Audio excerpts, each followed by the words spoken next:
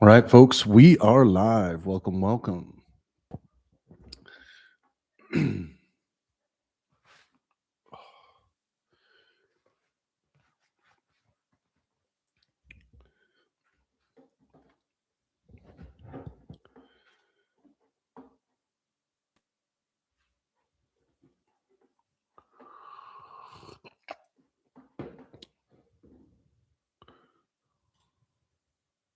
Just going to share this stream out there. What's up, everyone? Feel free to drop any questions related to Konstantin Kisin versus Destiny. I will get to all of them. And also feel free to ask me anything else. This is kind of a general Q&A today, but considering the popularity of our recent promotion being Destiny versus Konstantin, I thought I would come on and answer some questions live. I have released some videos, some analysis so far.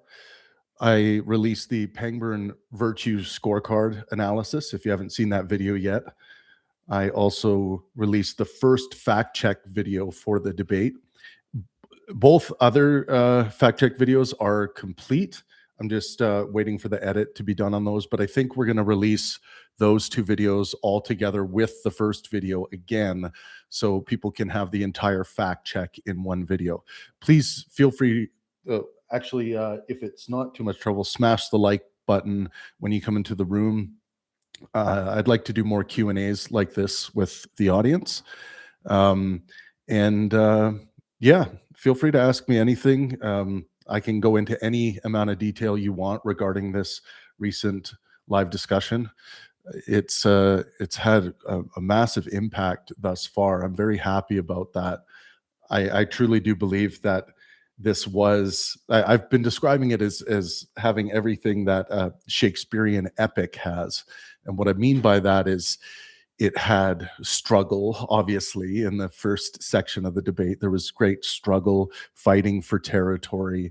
There was a reconciliation. We can talk about who is responsible or most responsible for that reconciliation, but obviously it does take to tango when you're in a dialectic. So we can talk about all that. Feel free to ask anything. I know there's a lot of people that have critiques out there. I also released a video yesterday about how I feel about moderation at this level of intellectual discourse. I very much try to avoid putting a moderator on stage, having any kind of interjection during the course of the conversation. I do believe, like was demonstrated on the stage, that someone like Destiny and people like Destiny and Konstantin Kisin will find their way. Obviously, I'd like them to find their way sooner than later, sooner than they found their way for the dialogue they had in London. But there is a lot to be learned in this, and these experiences should not only be about making sure your favorite guy had enough time to get out all of their ideas. It should also be about learning where they can grow as intellectuals. And I think there is a lot of growth for both of them to be had in the dialectic when it comes to trying to maintain an air of helpfulness and being flexible and open throughout the course of the dialectic. If you come into a conversation too heavy-hearted, and I think Konstantin Kisin was the one who came in more heavy-hearted to the discussion than Destiny, it can lead to being closed off to your ability to be helpful with your interlocutor. So these aren't big notes. I thought there's a lot of negativity bias out there, right? Especially people who comment. People who comment tend to have something negative or a critique to say about what they observed, and that's great. We do need to recognize those things, but let's not allow our negativity bias to do our thinking for us. There's a lot of positives in the discussion. Please smash that like button. I see there's about 100 of you in the room. That's very nice to see. I'm going to answer all of your questions today, so I'm going to be going down the list. And just to recap a little bit where I'm at, some of you may have seen my video on moderation yesterday. I don't think people at this level of intellectual discourse need a babysitter on stage. There was a few moments that I had the mic in hand and I was about to interject, but I saw moments where Konstantin would be saying, stop interrupting me. And then Destiny would stop. Konstantin would say a few things, and it would seem like they were getting back on track. And then they would hit a speed bump. So there were moments where I felt I might interject. And of course, if you watch the entire video, you will notice that I interjected when the banter with the audience started. I definitely didn't want to see any of that. But as a fallibilist, I'm always primarily interested in where I can update to make myself better. I don't know everything about what we do. I mean, I've been doing this for 10 years. I think we've had a lot of success on our stage, but I mean, if I live to be 80, I will still be acting as a fallibilist in this world and trying to always be open to update and learning. So, and I do actually listen to our audience, to the comments, and to the feedback I get from the interlocutors and from viewers. So I hope to answer all of your questions today. In the Pangburn Virtue Analysis scorecard, Destiny did edge a little bit higher than Konstantin Kisin on every category. And a lot of that had to do with Destiny being, I think, a bit more lighthearted in general throughout the course of the conversation. And when you are lighthearted, it's going to allow things like your fallibilism to shine through, your attention to the well-being of your interlocutor to shine through a little more. So like my first book is going to outline the utmost importance of the 6 Pangburn virtues and maxims, and hopefully that'll be made more clear to you as to why this 6 and not some other virtues that might seem more important to you. We are doing these long form sessions, myself and 2 other philosophers, in our Discord server. So if you guys aren't a member of our Discord server yet, which is a place where you can have conversations with myself and many other people connected to the Pangburn Universe on a daily basis. Here's the join us on Discord here. I hope you do join us on Discord. We have people from all around the world, atheists, Muslims, Christians, right-wingers, left-wingers. We have a great mix. The only task, and it can be a tall one, is that you must engage in a good faith, helpful manner when you're in the Pangburn Universe Discord server. That can be difficult. The good faith part, if you're not a troll, the good faith part is easy to overcome. But the helpfulness part is something that's much more difficult. And all of us from time to time struggle with that. So let me go down the list here and start with your questions. Let's see.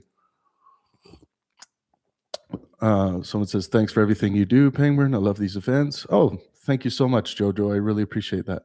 Pangburn the GOAT. I don't think I'm the GOAT, but thank you anyway. Cool debate. First time seeing Konstantin. Great debater. Yeah, I think Konstantin put together a strong effort. And like I said, my biggest bit of feedback for Konstantin would be, if, as a comedian like he is, allow that lighthearted nature to show right off the bat when you take the stage in in any bout of intellectual discourse. It's only going to assist you throughout the course of the evening, even if you have, even if you're having a tough time feeling like you're being interrupted and things like that. There are more lighthearted ways that are going to serve you and serve your purposes more effectively if we bring an air of lightheartedness to the table. And lightheartedness doesn't mean like no seriousness or a lack of seriousness. It just means keeping your head clear of any heavy-heartedness that might keep you closed off to what's going on in the discussion. So there are masters of this. Christopher Hitchens was a master of lightheartedness, for example. Hello from Sweden. Someone says, love your partnership with Destiny. I have absolutely loved working with Destiny, with Stephen Bonnell. He's one of the hardest working intellectuals I've ever worked with, and I've had the great privilege of working with some of the greatest intellectuals of all time in my career. And Destiny he cares a lot, and he works very hard to make sure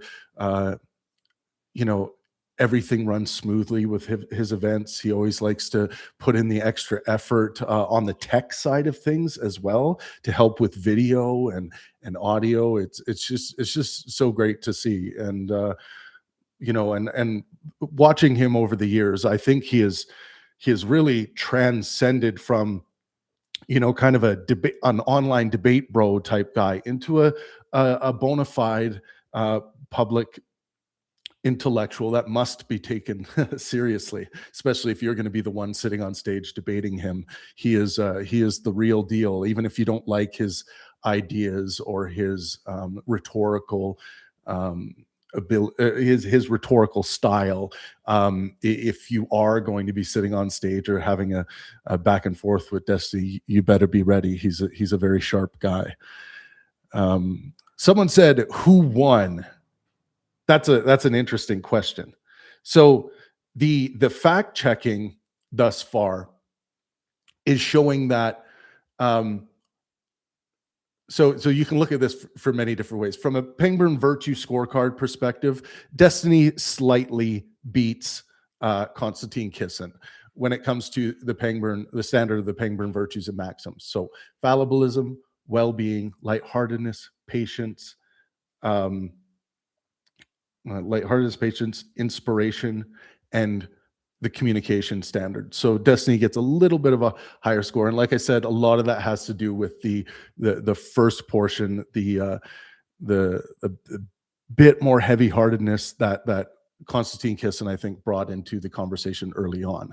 But that small correction, and it was only like less than a point apart out of 10 overall. So it, very, very close from that perspective. And the virtue scorecard is a normative scorecard. It's more based on conduct and the kind of ideas that they are espousing. The fact check, it looks like Konstantin Kisin made many more factual claims throughout the debate. So a lot of the fact check critiques fall on him, and he did make some mistakes, which is fine. We all make mistakes. Trying to be as accurate as the best sources, top sources on the internet. We are not, human beings are not Wikipedia. We are not the internet, so we are going to make some mistakes, and that is fine.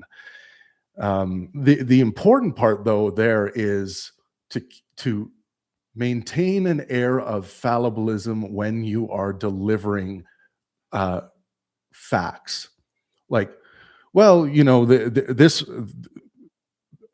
did you know that this is the case? As far as I know, based on the evidence, as opposed to saying, these are the facts.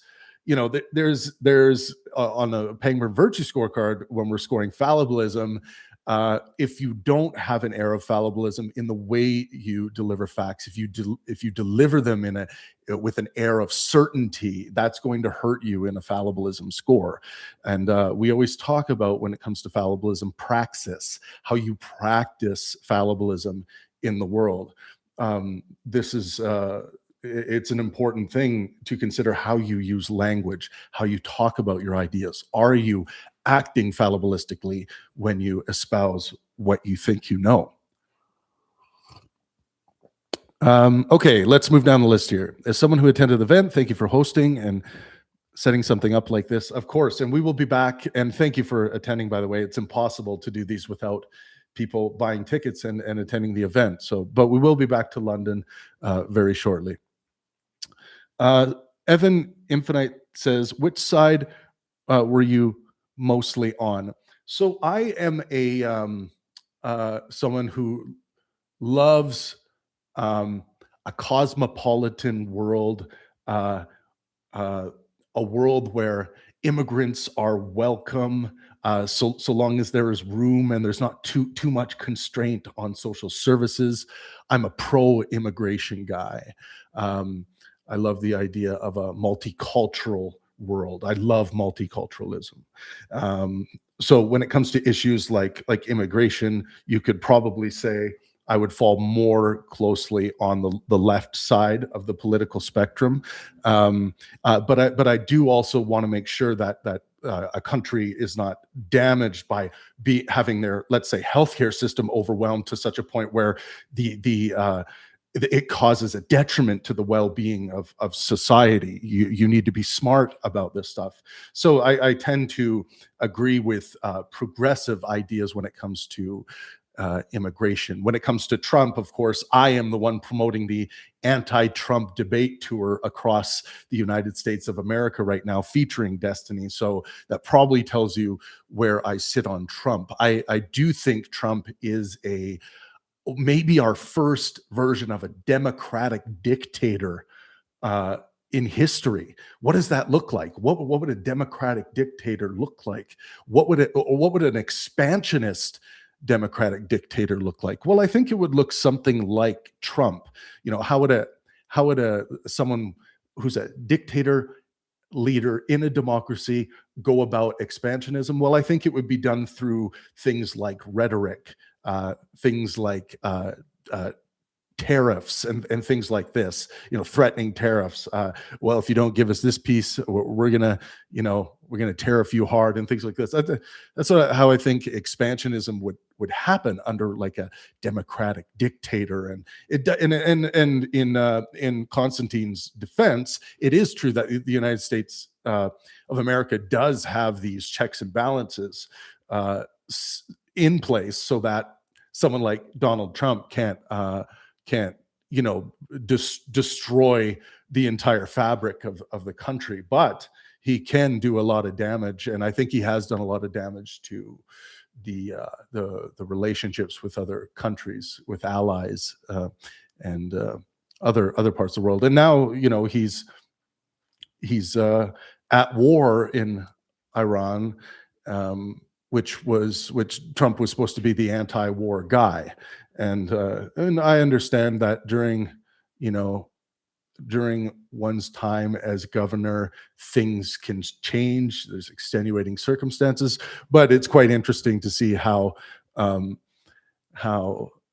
he has evolved in that direction as a wartime leader, when he kind of ran on anti-war. And a lot of his base, from what I saw in polling, was one of the big reasons why they supported him was his anti-war stance. So it'll be interesting to see. We are going to keep the anti-Trump debate tour going. Something I've noticed on that tour, by the way, is we get some MAGA people out, we get some right-wingers out.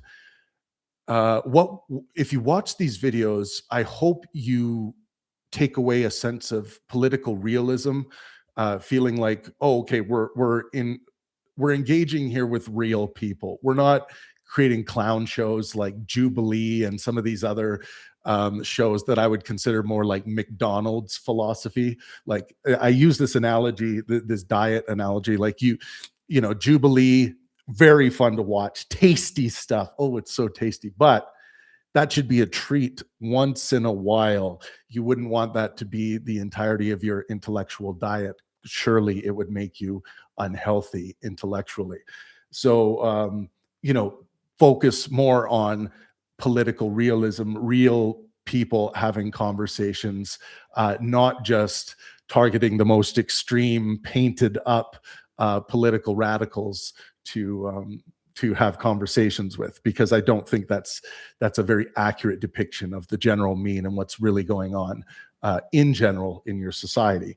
Hello, everyone that's here. Make sure you take a second to smash that like button. I will be doing more live streams like this where you can come in and ask me any questions, but I am moving down the list here. So yeah, which side am I on personally? I missed the wokeism part. I still don't really understand, because I hear many different definitions of wokeism and what people mean by that. It's funny. Sometimes people call me woke. Sometimes people call me right wing on this channel, which is very, very strange, kind of oxymoronic. So I support trans people. I know they talked about trans people in this discussion. What were some of the other quote unquote woke things they talked about? I know they talked about the trans issue. Yeah, I can't remember off the top of my head, but yeah, it's always been this thing with me. Like, if I'm doing something, if I'm working with Jordan Peterson, people think I'm a right winger, and if I'm working with Sam Harris, people think I'm a left wing cuck. If I'm working with Destiny, I'm a radical.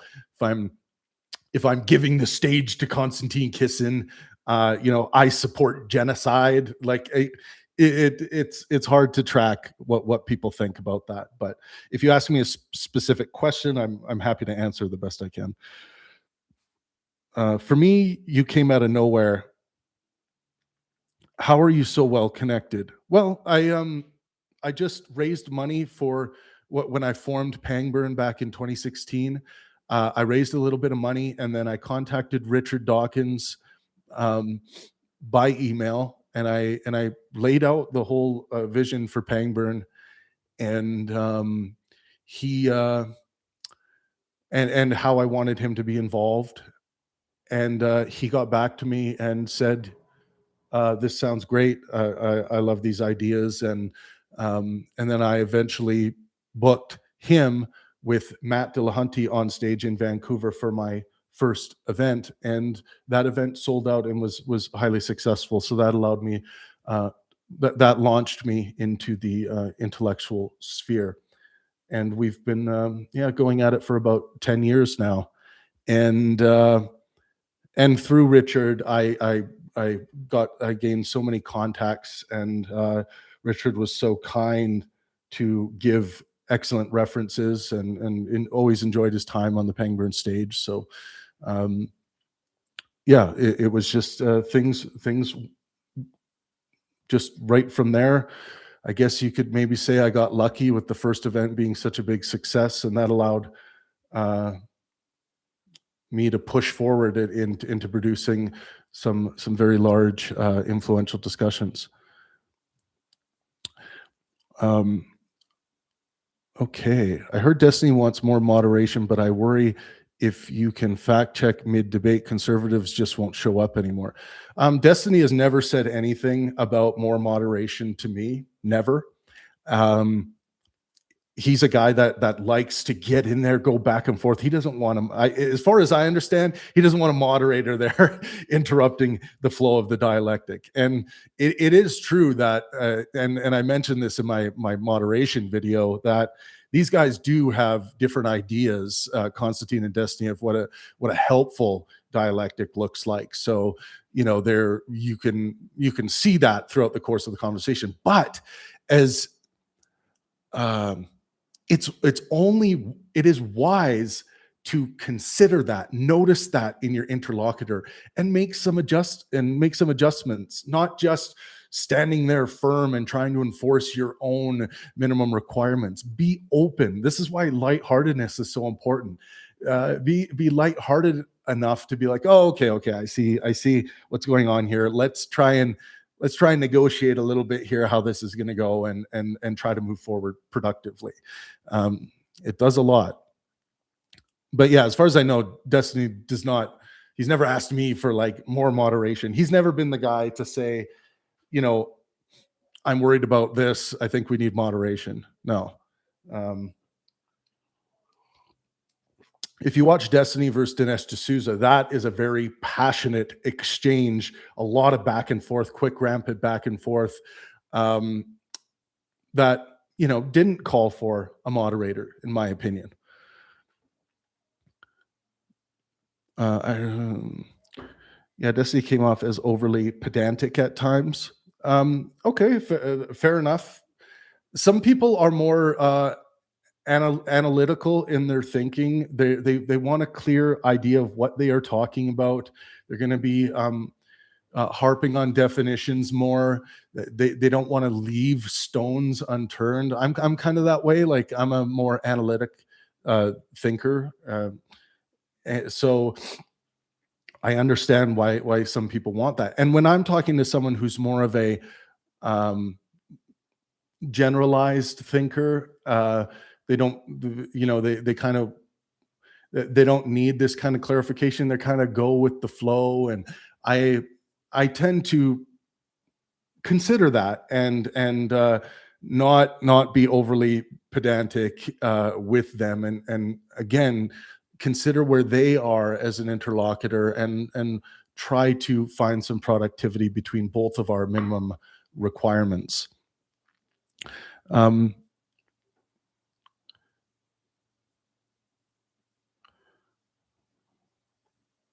Dragon Shit says, nice name. It is interesting that you believe that they did find their way. I found Kisin to be constantly failing to engage with the points throughout the whole thing. So I do think you have a bias. You're looking at this through a bias lens.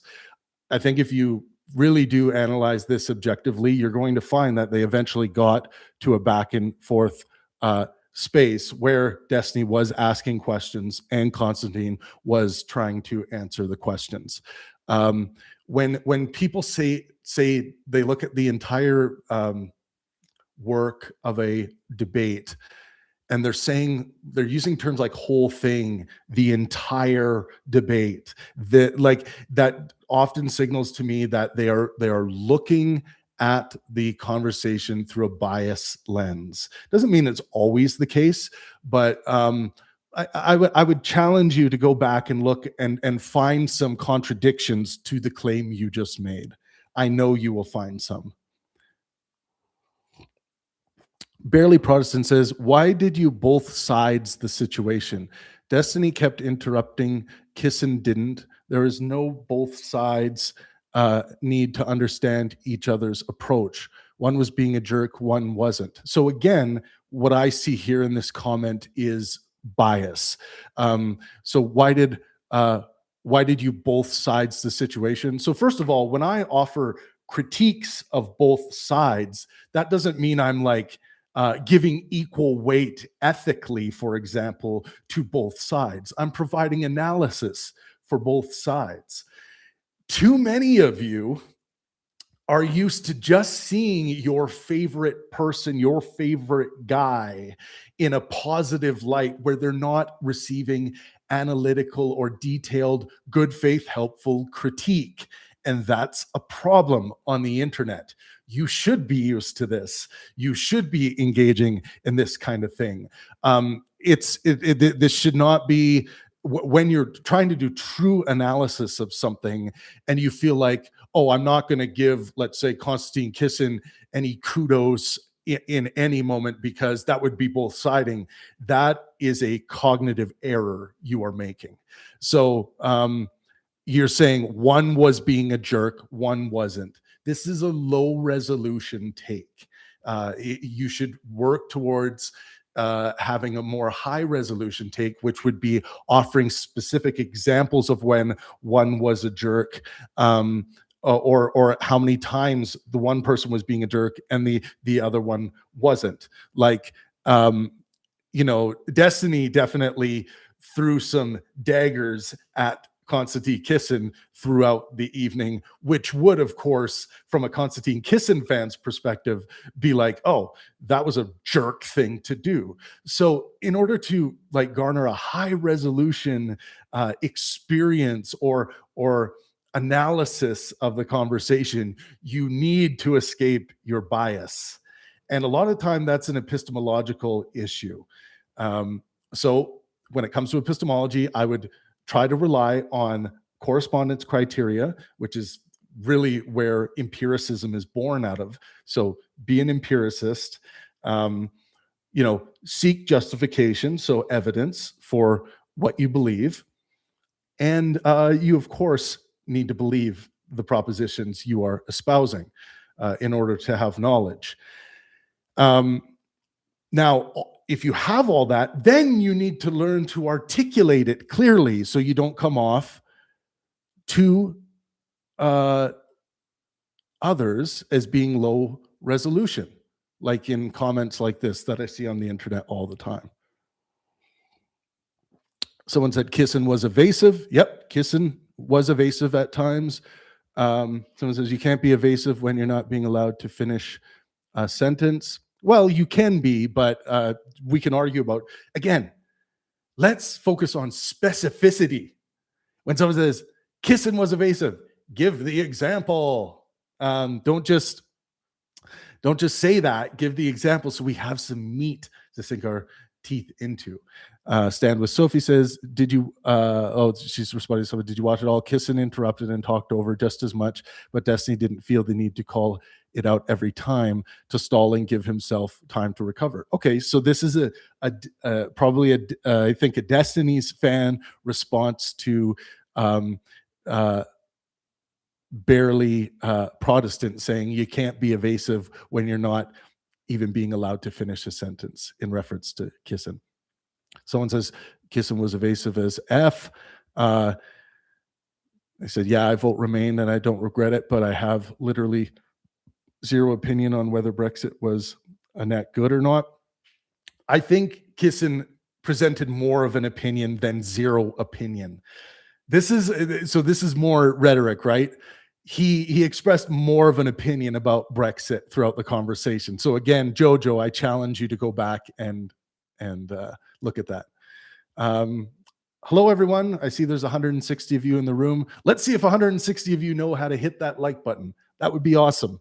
And then we can do more of these back and forths. Happy to answer any and all of your questions. Let's see. Who do you think spoke more? Kisin just wanted to monologue. That's an interesting question. If I had to guess, because I haven't clocked the speaking time, I would say it's pretty close in the end, but maybe I would give a little bit of an edge to Kisin because Destiny did ask more questions, I believe, throughout the course of the dialectic. So I think Kisin probably had a bit more speaking time. Someone said, have you considered having a fact checker that can look stuff up live, then having the moderator enforce the conclusion of the fact check? I don't like it. I think it interrupts the flow of the dialectic. I don't see. My thing is, like, even with Jordan Peterson, Sam Harris, I had to be heavily convinced by others to allow a moderator on stage between them. I don't like it. One of my probably my favorite discussion of all time on our stage at Pangburn is Jordan Peterson versus Matt Dillahunty. That is exactly what I want to see. I want to see a fiery, passionate, good faith, helpful exchange between two interlocutors on stage, not interrupted by fact checking, not interrupted by moderator, nothing like that. Intellectuals of this caliber should be able to moderate themselves. They don't need me or any other moderator up there babysitting them, telling them, well, let's re-clarify the question. Let's start again here. No, the amount of money these guys are making, everything included, you should be able to do this job when you're engaged in the dialectic. I think, and like I said, If they fail at doing that in sections, my hope is that this experience will allow them to grow in a more productive direction for the next conversations they have. So that's very important too. So I want that potential for growth to be there as well. Even though it can seem frustrating from an audience's perspective to watch that happen, I think that lesson is very important. So yeah, no, I'm not a fan of that, to be frank with you. Someone said 2 minutes season age because let's see, we'll get to questions here.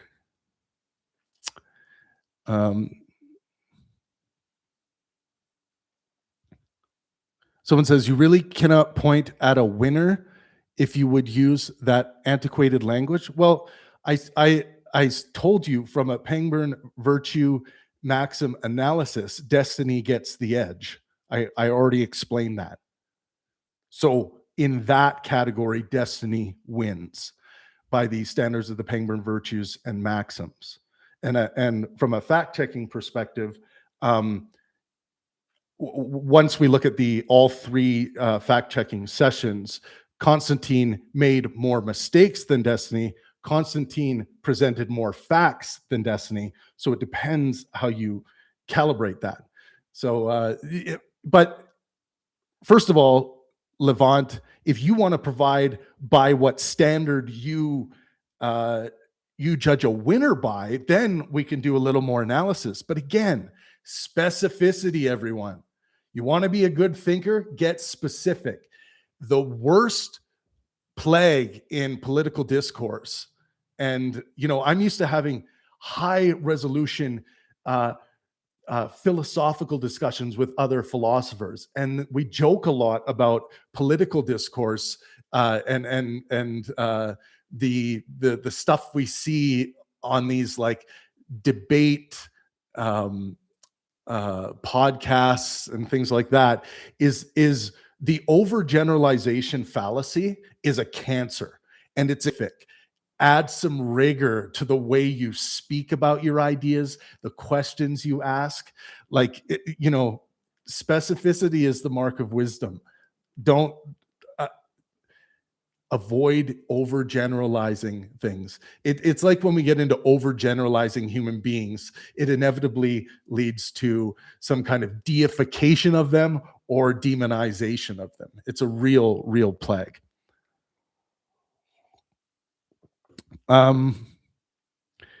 Eric Suman says, was it clear that it was US topics when you were setting up with Chris? I think you mean Kiss. Yeah, so Destiny agreed to basically anything, whatever topics they wanted to discuss. So the majority of the back and forth on the topics were between myself and Konstantin's team, his side, which of course would include him to some degree. So yeah, so there was a lot of back and forth around the language. I knew I wanted them to address, for me, a big thing is I wanted them to address culture, I wanted them to address immigration, and I wanted them to address Trump. So I thought those were very important 3 things to address. And we eventually got there, and the specific questions, a lot of that language did come from Konstantin's side.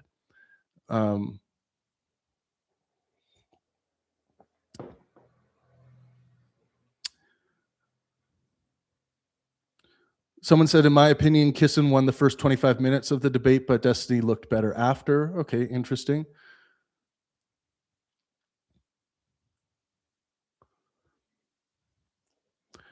Stan with Sophie says, if the virtue analysis can be close when the debate was so clearly won by one person at every level, would you consider adjusting the rubric? Well, when you say clearly won at every level, again, I guess I would ask you, because I know you're a Destiny fan, where did Kisin look good? And if your answer is nowhere, then I think that's suspect of whether you're doing a fully objective analysis of the discussion. And it also matters what criteria you are analyzing through, right? So the virtue analysis is quite straightforward. So fallibilism, the corresponding maxim, certainty is almost certainly unattainable. Who had a more fallibilistic posture throughout the entirety of the discussion? Destiny did in the end. And if you guys can go watch the analytical breakdown of that if you want. Who was the more good faith, helpful interlocutor in general throughout the discussion? Destiny got the edge there as well. So through it, Destiny edged Kisin. He won by that standard. So I guess your question, would you consider adjusting the rubric? No, I mean, I think it delivers precisely what happened. Now, for me, when my moral quest is to maximize well-being for myself and those around me. So when it comes to me analyzing from a policy perspective and things like that, I have my normative opinions about those things as well. If you want to know how I think about what is good policy or what is good in the world, I'm always going to be calling upon well-being as my moral metric. And by well-being, I simply mean physical, mental, and social health. So what maximizes physical, mental, and social health is what I'm going to think is good. What minimizes physical, mental, and social health is what I'm going to think is bad. So again, you can ask me specific questions about specific moments, and I will give you answers to that. But again, work towards specificity. Specificity is important.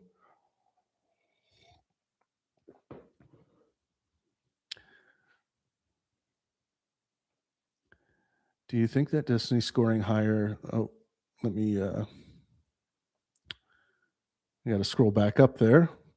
Where was I? It's nice to see you all, by the way. Make sure you smash that like button. I see a lot of tags. I need to go back to where I was. It just jumped.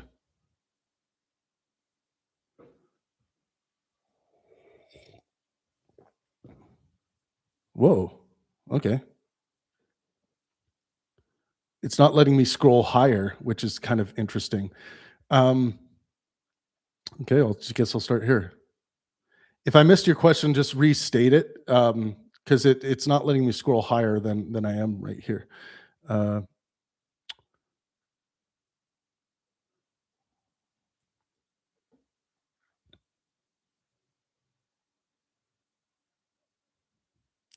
That was my question. I was trolling.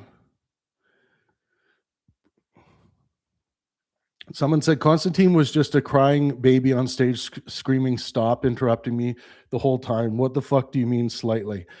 If that's your honest take away from the entire discussion, you are just caked in bias. You are just caked in bias. Will Rivera. Again, you say Konstantin was just a crying baby the whole time on stage screaming, "Stop interrupting me." Yeah, he did say that and exclaim that quite a few times. And you say the whole time, what the fuck do you mean slightly? Yeah. You need to start again. You need to remove this bias lens that you're viewing this through in order to get a true analysis of what's going on. Someone says, having watched trigonometry a lot, how would you say the debate was vastly different from when Konstantin speaks with people he disagrees with? I honestly haven't seen a lot of trigonometry. I've seen some stuff throughout the years, but not a lot. He seems much more lighthearted and relaxed in those settings from the little I've seen. Just as a very, very overgeneralized view of that. But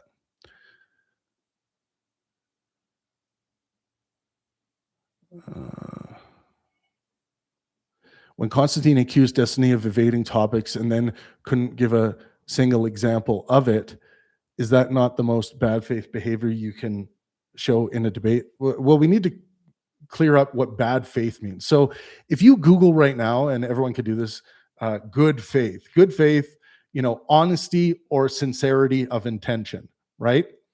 And as a contemporary philosopher, it's important for me to use concepts like if someone wants to look up what does Travis Pangburn mean by good faith, what definitions are they going to see when they Google things, right? So good faith, honesty, and sincerity of intention. Then bad faith would be dishonesty and insincerity of intention. So bad faith is being used incorrectly, in my opinion, in the way I think is we should properly be using this concept. So what you're referring to is well, what you should be referring to is like helpfulness levels here, not whether or not this showed a insincerity of intentions. Because then you get into like serious mind reading territory. And okay, was Konstantin Kisin just some Russian spy trying to like mess with destiny so that he can further the Russian agenda, like that kind of stuff? Like what would be the reason for him being bad faith in this situation, and how would you go about demonstrating that? Are you just going to believe it on faith? Hopefully not. So you might say, is that not the most unhelpful behavior you can show in a debate? So when you accuse someone of evading a topic, it depends what happens after that, right? It depends if there's time for you to explain why exactly you claim that, right? So I agree that if I was saying that to be helpful in a debate, if I was accusing my interlocutor of evading topics, I would tell them precisely what those topics were. And I do recall one moment in the debate where Konstantin said something about, I think it was about evasion, and then Destiny was like, well, what do you think I've evaded this entire discussion? And then he said every single point, and I thought that was a very unhelpful, inaccurate display by Konstantin, because obviously Destiny wasn't evading or avoiding every single point or question Konstantin was asking.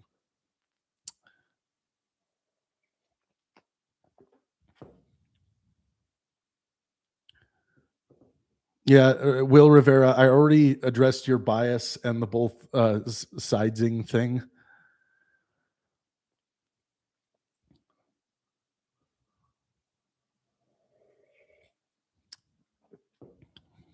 And you're making millions, you should probably speak with.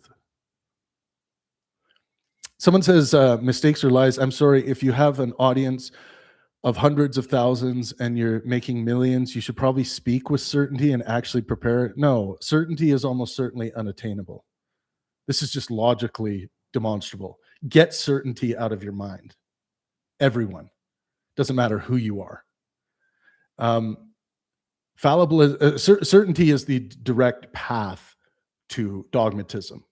Dogmatism meaning, or dogma meaning, holding something as incontrovertibly true. You must lose that, or you cannot be wise. You cannot have sound epistemic standards if you are engaging with certainty in any of that. If someone's like, if you're talking about knowledge and someone's like, if you're like, oh, I know there's no Bigfoot, and they're like, well, are you absolutely certain about that? And you're like, well, I guess I'm not. I guess I can't know that Bigfoot doesn't exist. That is the path to epistemic nihilism. It is again, we want to talk about intellectual cancer and ideological cancer. That is one of the biggest ones. This is why fallibilism is the first Pangburnian principle. Always being open to update, not the death of certainty is what fallibilism is. I hope you guys join us on our Discord server. We would love to have you. I'm always available for discussions. I'm not going to post that again, but the link is at the pinned at the top here if you want to join us. Okay. Someone said when you just answer and ask a couple in response that takes under 5 minutes, regardless of topic, with Destiny Girl's name.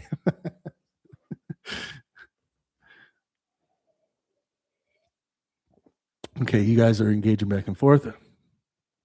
Someone said, I'd love to see a point for point breakdown weight of how you applied the Pangburn points scoop, because it's difficult to believe that it was a close race. Yeah, you can do that. You can go to the Pangburn virtue analysis. I put all of the text on the screen so you can understand some of the major points of the analysis. I don't have the whole PhD level analysis, which I do run every time I run an analysis, but there's not enough room and time to put all of that on the screen for the videos. But you should get a really good idea of how the virtue analysis, the Pangburn virtue analysis, works.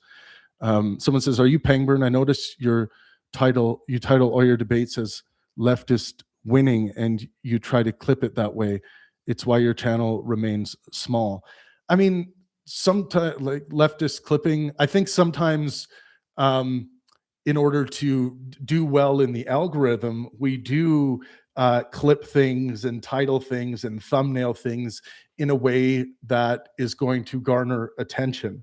But the important thing to me is not the amount of subscribers we have or anything like that. The important thing to me is new people coming into contact with very important displays of good faith, helpful intellectualism, and also critique, very strong critique.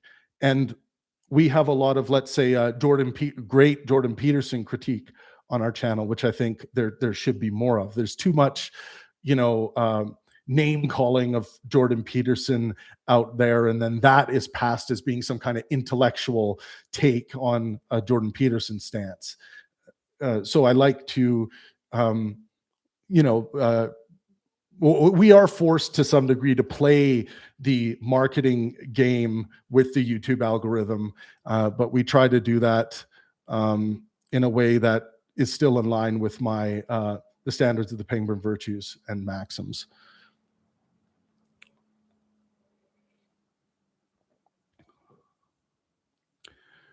Pangburn, was the debate meant to be about US or UK? Given the topics, I assumed US. Well, it was a mix, right? Like, if you ask if Trump is dictatorial, you can talk about Trump from a geopolitical perspective. Like, there was some of that where talking about Trump from the outside looking in, from Konstantin Kisin. So it does. There are many ways you can take these conversations, and obviously the immigration questions are, universally applied to any country you want to talk about, and wokeism can be talked through the lens of any country as well.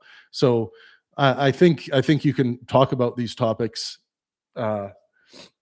through the lens of the US or the UK, and that was the idea, to try and bring a debater from the United States over to the UK, and they could talk about both countries to some degree. I wanted them to sit down for 4 hours initially, but it was Konstantin Kisin's side that said that we're okay with 2 hours. So I wanted it to be like a 4-hour epic.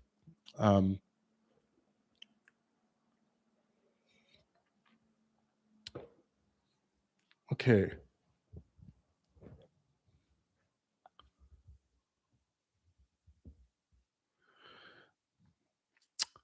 Alex says, thanks for explaining the scoring. I appreciate how you came to the scores. I thought it was audience voting. Would you say there was one or two areas that greatly increased or decreased each person? Well, I'm going to keep harping on this. For Konstantin Kisin, and then I'll talk about Destiny after. For Konstantin Kisin, I'm getting over a bit of a cold, so sorry about that. He really needs to allow his lighthearted nature to shine when he comes out to debate or in any setting.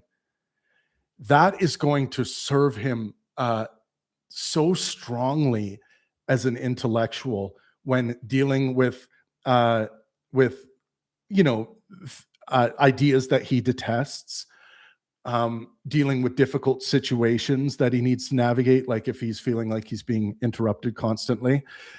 But I think the more he can allow himself to bring that lightheartedness out and to the table, it's just going to he's going to enjoy the experiences a lot more, but mainly because of what that provides for his well-being. And I think everyone else who watches his content, watches his discussions, is going to benefit a lot more if he allows that refinement of sense of humor and expression of sense of humor to shine through, even in what would be perceived as serious topics and serious discussions. Lightheartedness is needed most in those moments. And Destiny, yes, Destiny's got to work on his patience, and he's got to work on his when he's having a conversation like this, he's got to allow himself to be open to updating his dialectical standards, which he eventually showed as the conversation moved on, um, so that he can better serve his purposes in the conversation as well. Um, so yeah, patience for him. He's his mind is racing. He's got a lot of ideas. He's got a lot of responses. He wants to clarify things. He's obsessed with analytical clarity, which is a fantastic thing. But you have to consider your interlocutor and their experience, and trying to help them. And for Destiny, a big part of that is by simply being more patient.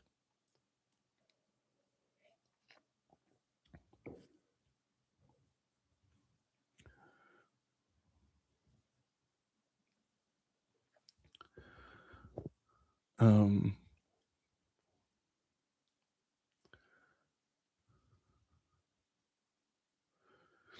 Someone says, exactly, letting the president to bend the laws and just to wait for a retroactive instance to invalidate it is insane. Oh yeah, like I'm totally on board with Trump uh, is the first probably democratic dictator in history. And this idea that, like, descriptively, it is true that there are the checks and balances in place, and Trump has had his hand smacked out of uh, the authoritarian dictator cookie jar at times, but he's also getting away with all kinds of other shit. So it's like, yeah, there are checks and balances, but this applying this pressure to see where those checks and balances are weakest, and focusing there. I think that's what Trump's tendencies are, and that's a scary problem.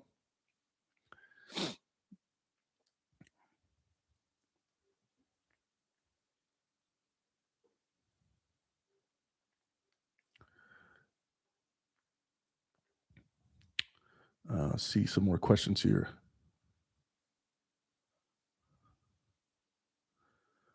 Um,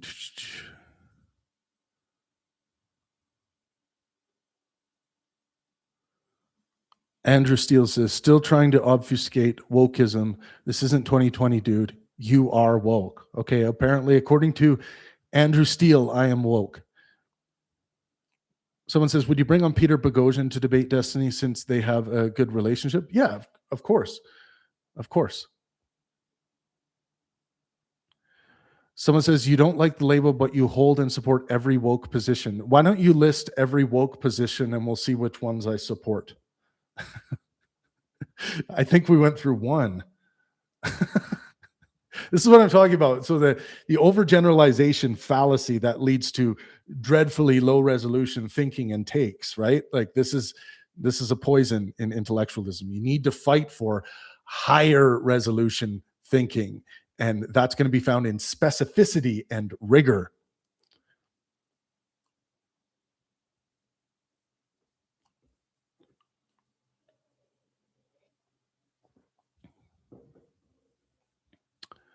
Okay, okay, okay. Going through the comments here. Thank you all for being here, by the way. I really appreciate that. If you haven't yet, please consider dropping a like. I hope you are subscribed to the channel. Uh, Ove just says, I love that Pangburn is more nuanced than just left or right. Yeah, I think on the political spectrum for sure. If you're to place me, I'm definitely center left. People have ran these analysis on me before. I'm center left. I'm right where you would find people like Sam Harris. Um, uh, him and I are very much aligned. Uh,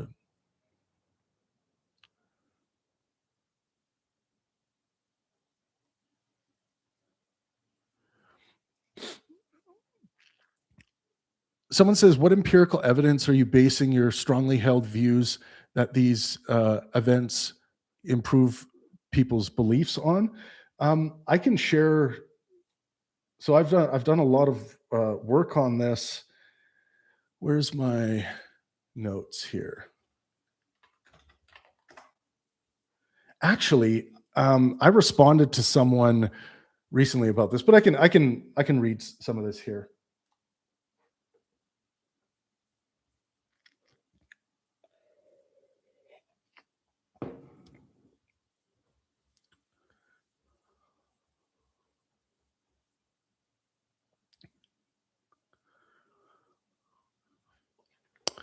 Okay, so we can start with evidence that dialectical discussion can improve understanding and belief revision, which I think ultimately does seek to maximize well-being for individuals. So research on deliberative democracy shows that structured discussions where participants directly engage opposing viewpoints often lead to measurable knowledge gains and opinion change. So this is from political scientist James Fishkin. He conducted a large-scale deliberative polling experiment showing that when citizens engage opposing arguments in a deliberative setting, participants increase political knowledge and often revise policy positions after discussion based on maximizing well-being. So that's what I'm as I stated, my moral quest is to maximize well-being for myself and those around me. So if you want the actual source, this is Fishkin JS 2009, When People Speak, Deliberative Democracy and Public Consultation. This is from Oxford University Press. And then also as a joint, Fishkin and Luskin in 2005, experimenting with a democratic ideal, deliberative polling and public opinion. Those are the papers. So evidence that acknowledging opposing views improves persuasion and dialogue quality. So research in negotiation and communication psychology shows that acknowledging the opposing position improves dialogue outcomes and persuasion. So studies by Julia Minson demonstrated that people are more open to persuasion when their views are accurately acknowledged and engaged with respectively. Respectfully, sorry. Evidence that intellectual humility improves belief updating. Research on intellectual humility shows that when people approach arguments with the assumption they might be wrong, they become more receptive to evidence and opposing arguments. So this is a big principle we are always promoting through our live intellectual discussions. So this is work by Porter and Schumann demonstrates that individuals high in intellectual humility are significantly more willing to engage and update beliefs in argument settings. So setting an example through displays of intellectual humility improves belief updating. Evidence about polarization and adversarial framing. So research on motivated reasoning and political polarization shows that hostile or tribal discussion environments worsen reasoning quality. So studies by Dan Kahan demonstrate that identity protective cognition causes individuals to reject evidence when discussions become tribal or adversarial. And if you look at what we do at Pangburn, we are always trying to move away from tribalism and adversarial discussions by promoting values of good faith and helpfulness on our stage. Yeah, so I hope that gives you some examples. But if you just simply put your question into Google Scholar or a Google search asking for Google Scholar links, you're going to find a lot of things that you can read up on that will support.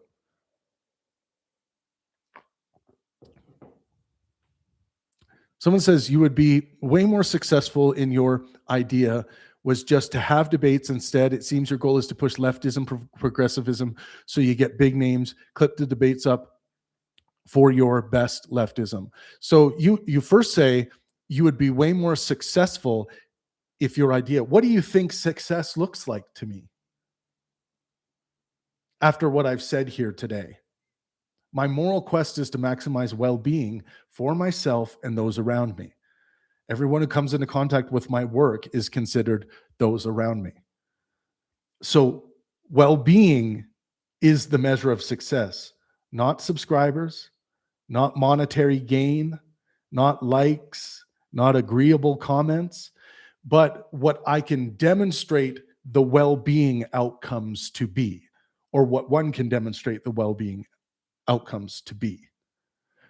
And if there's ever anything demonstrated to me that shows that something I am doing is causing detriment to myself or those around me by a well-being standard, and remember, by well-being, I mean physical, mental, and social health, then of course I will update and change. So no, the idea is not to promote leftism or progressivism. The idea is to promote ideas, including dialectical standards. Those are my ideas that I think maximize well-being for myself and those around me. Someone says, have you considered a poll asking who won at the end of future debates so there can be more immediate feedback on how it went? Yeah, we do some polling in our community tab here on YouTube, so check that out. We have put some polls out relating to the event.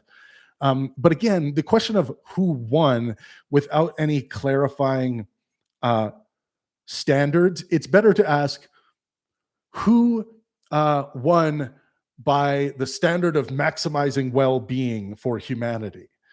That's a much more high resolution question. Who won by the standards of facts?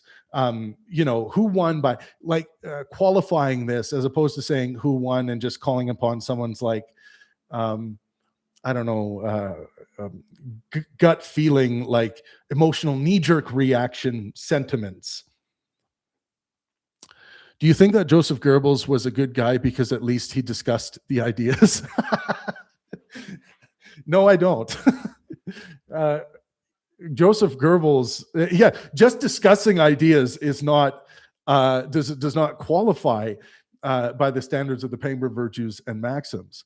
Was he discussing ideas in a good faith way, in that he was sincere and honest with his intentions?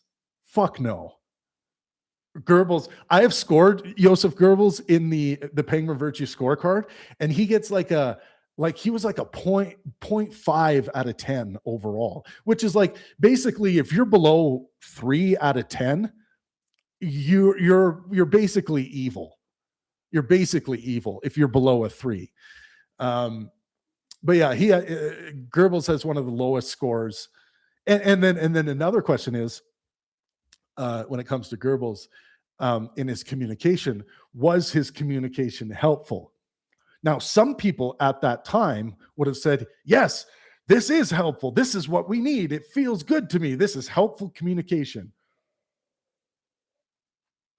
But if they found out that Goebbels was just filling them with lies, would they still think it was helpful? So once the veil of ignorance is lifted, would they still find Goebbels to be a helpful communicator? I don't think so. Not people of sound mind. Okay, looking for more questions. Someone said, "Shut up, Jesus." Hippies. Oh, that's Duck. What are you doing, Duck?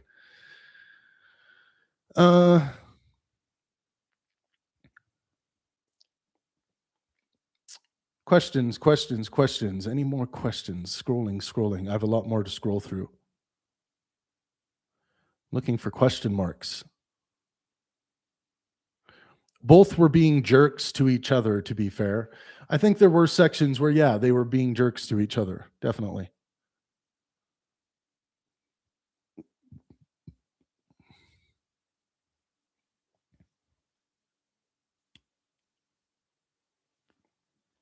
Pax says they did eventually start having a back and forth, but wasn't it apparent that for the first 40 minutes or so, Kisin wasn't substantively addressing Destiny's comments?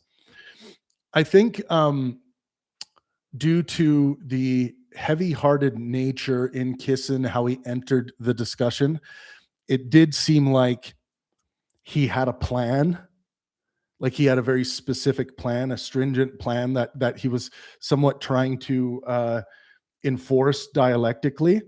Um, which I think when you're entering a discussion like this, like you obviously want to have your ideas clear and sorted out so you can articulate them clearly, but you should really, and it's kind of something you learn in theater, you should really just immerse yourself and allow yourself to be in the moment of the conversation, and you know, and be a good scene partner in that sense, in the theatrical sense. um so, and I think, again, I'm going to keep harping on this, but lightheartedness is the path to get there. And one of the subcategories of lightheartedness in the Pangburnian conceptualization of lightheartedness is play.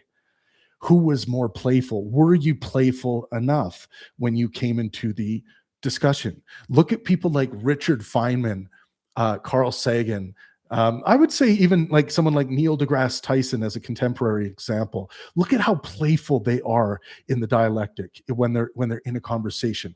It lends so much to clarity, to openness, to their ability to effectively deliver the information. So we gotta.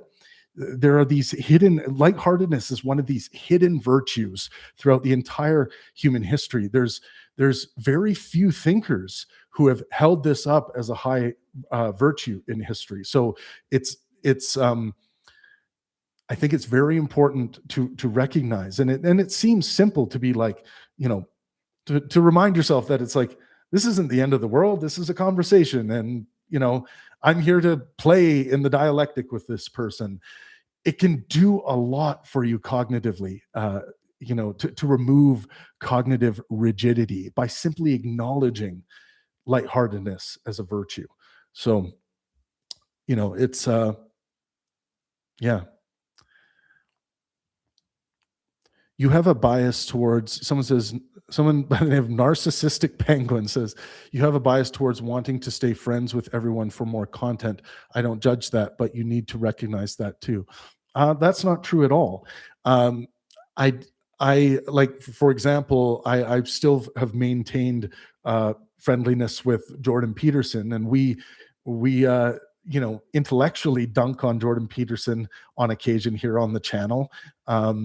You know, and a lot of people, Dinesh D'Souza, you know, I maintain a friendly relationship with Dinesh D'Souza, and we dunk on him frequently on this channel, but it doesn't affect my friendliness or friendship with these people. So no, I disagree with you. I would be interested to know what your evidence is that I have a bias towards wanting to stay friends with everyone. And to be honest, some of the people I agree with most, I haven't stayed friends with. So it's I'd be interested to see what your evidence is of that, but or your argument, but yeah, I don't think so.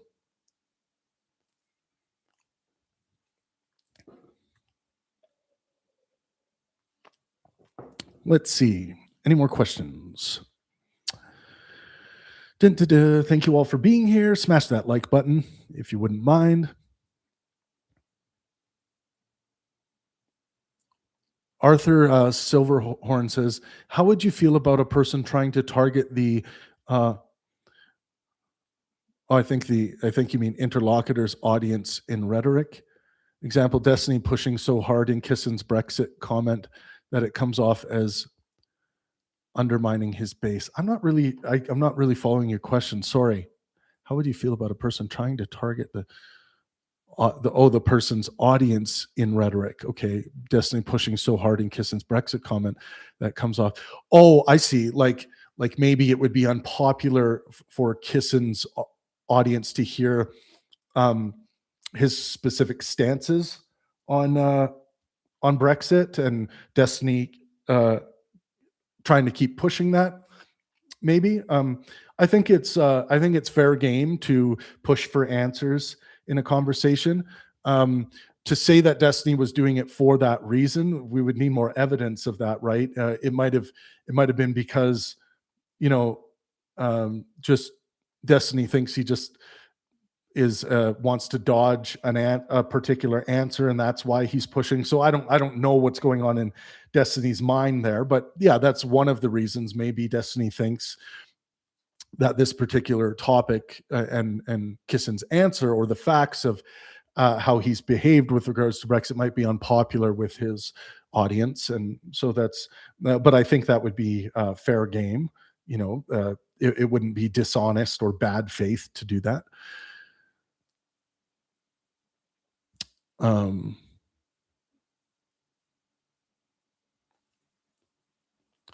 Pack says the Dillahunty and Peterson debate was over a philosophical disagreement. There are more substantive facts that can greatly impact the conversation in politics.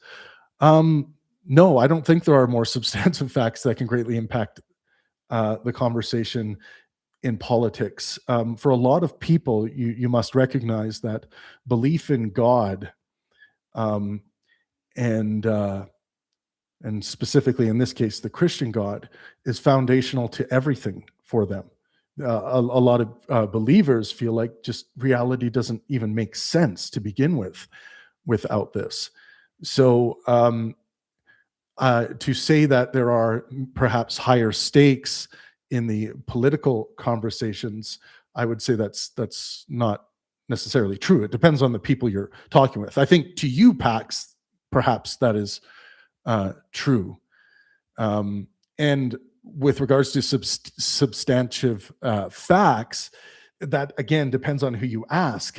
If you ask a Christian or like a Bible believing Christian or a Bible fundamentalist, they're going to strongly disagree with you on that. So I think I would be careful to maybe present the question with that much baggage of your own baggage weighed in there. Okay, we already answered that question about the topics. Oh, there was also a second one.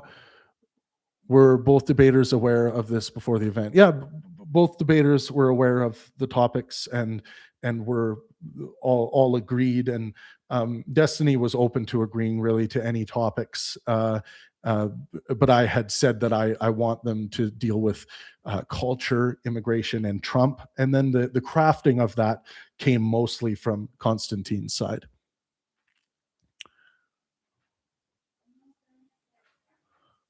Okay. Let's see.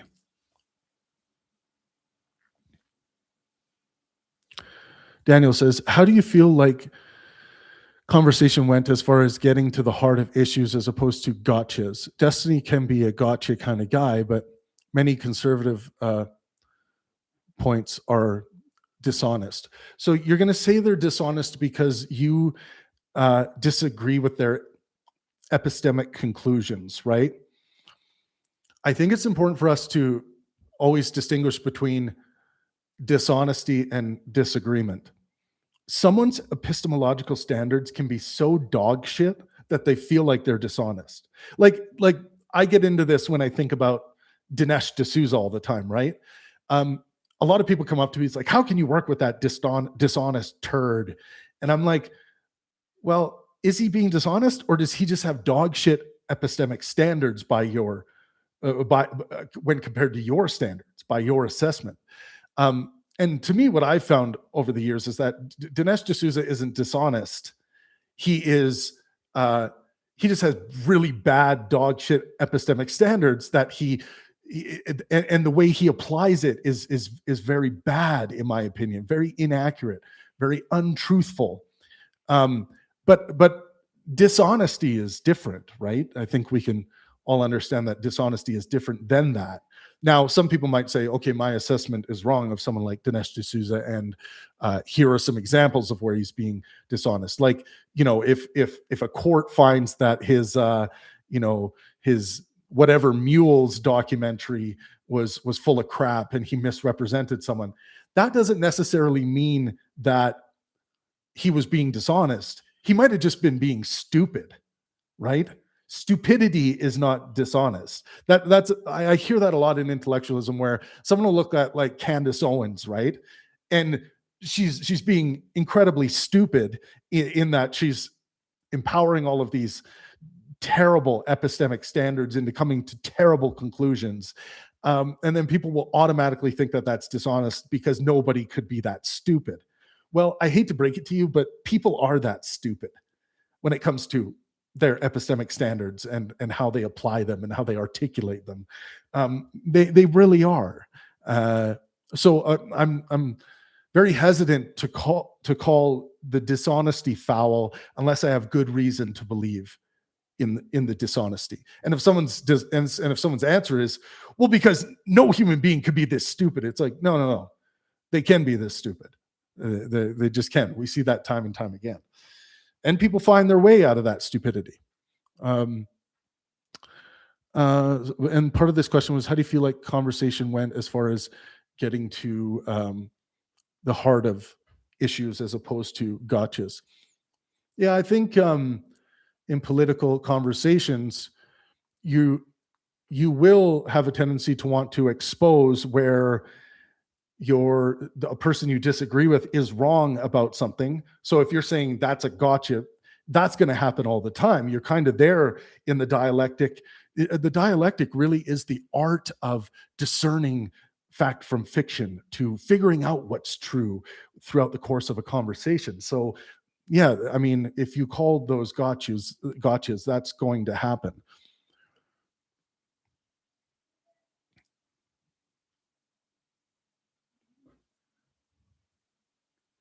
Levant says, a colloquial understanding of winning, looking knowledgeable, fact-based, quick and witty. I mean, you saw the debate. Konstantin froze up when challenged. I don't think he froze up when challenged throughout the entirety of the debate. I think you were asking a good question, and then you finished off with an overgeneralized point at the end, or a rhetorical question at the end. Looking knowledgeable, fact-based, quick and witty. Yeah, I think by those standards, like we already talked about the fact checking, we haven't really talked about the quickness and wittiness. I think Destiny comes off as quicker and wittier for sure in that debate. So by those standards, by the fact checking standards, we already acknowledged that Konstantin presented more facts throughout the course of the debate, but he made more mistakes on the facts throughout the debate. So how one weighs that, I would say, yeah, by those standards, fact-based, quick, and witty, we're going to give Destiny the edge, surely, there for this discussion. Knowledgeable, it's a little bit difficult to manage that one because, again, Destiny presented less knowledge to be examined, but we can also think about like knowledge from a dialectical perspective as well. The knowledges that one calls upon in order to engage in the conversation. So, from a knowledgeable perspective, perhaps they were closer in that category. Thoughts on the audience engagement during the event? I noticed that their reactions were muted in the official video. They weren't muted. It's just we typically don't mic the audience, but the audience was quite active. There have editors and I have been talking about about maybe miking the audiences in the future, which could be interesting. So yeah, we'll have to see about that. But the audience was very, very lively, engaged. They were definitely, I actually, by a show of hands to begin with, I asked, um, how many of you come from more the Konstantin Kisin trigonometry world? There wasn't that many of those fans in the audience. The overwhelming majority were Destiny fans, the people who came out and bought tickets for the event.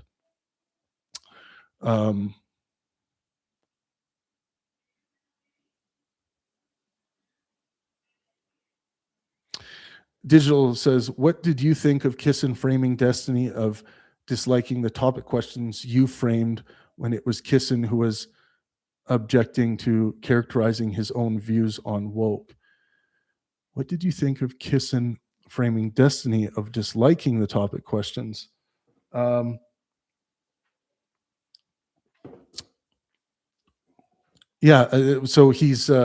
so Kisin is saying, well, you or do you dislike the questions? You agreed to them, that kind of thing. Yeah, I don't find that stuff to be very helpful. If I was bring my most good faith, helpful self to the table, I wouldn't be focusing on crap like that. Like, well, you agreed to these questions. You don't like them. Like, it's just, what are we doing? It's like, should we, try and work together with them? Care to be helpful is like, do you want us both to define wokeism here and kind of share in the definition, or how would you like to go move forward with this? Like, yeah. How would you feel about a person trying to target the... Oh, you already posted that one. Okay.